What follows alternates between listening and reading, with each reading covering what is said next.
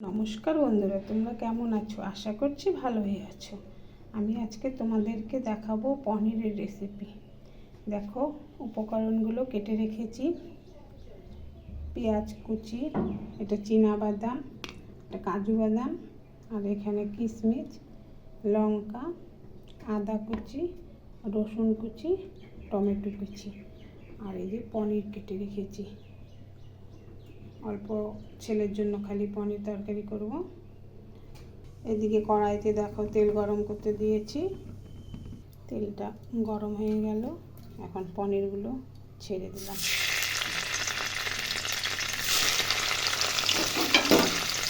পনিরগুলো ভেজে নেব। লবণ দিয়ে পনিরগুলো ভেজে নেব। উপকরণগুলো এখন মিক্সারে বেটে নেব। দেখো, পনিরগুলো ভাজা হয়ে গেছে। পনিরগুলো এখন উঠিয়ে নেব। এখন শুকনো লঙ্কা আর একটু জিরা ফোড়ন দিয়ে দিলাম।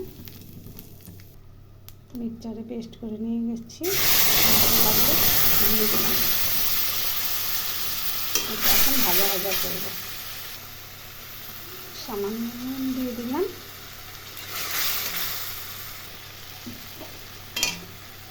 হলুদ দিয়ে দিলাম। জিরার গুঁড়া দিয়ে দিলাম। সামান্য চিনি দিয়ে দিলাম। মশলা থেকে তেল ছাড়ছে। দেখো, মশলাটা ভাজা ভাজা হয়ে গেলে কাঁচা গন্ধটা চলে গেছে। একটু ভেজে নিতে হবে। এখন একটু সামান্য জল দেব।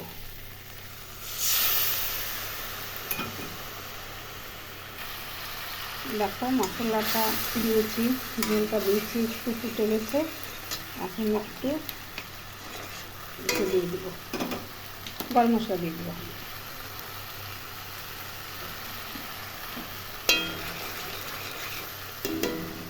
গরম মশলা দিয়ে দিলাম। এখন পনিরগুলো ছেড়ে দেব।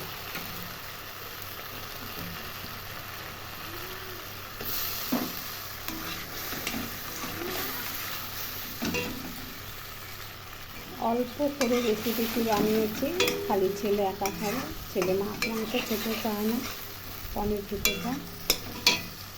দেখো, অল্প একটু তরকারি করেছি ছেলের জন্য, একাই হয়ে গেছে। নামিয়ে নিয়েছি। এখন দেখো, সামান্য ঘি দিয়ে দিলাম। ভিডিওটা ভালো লাগলে লাইক শেয়ার কমেন্ট করে দিও।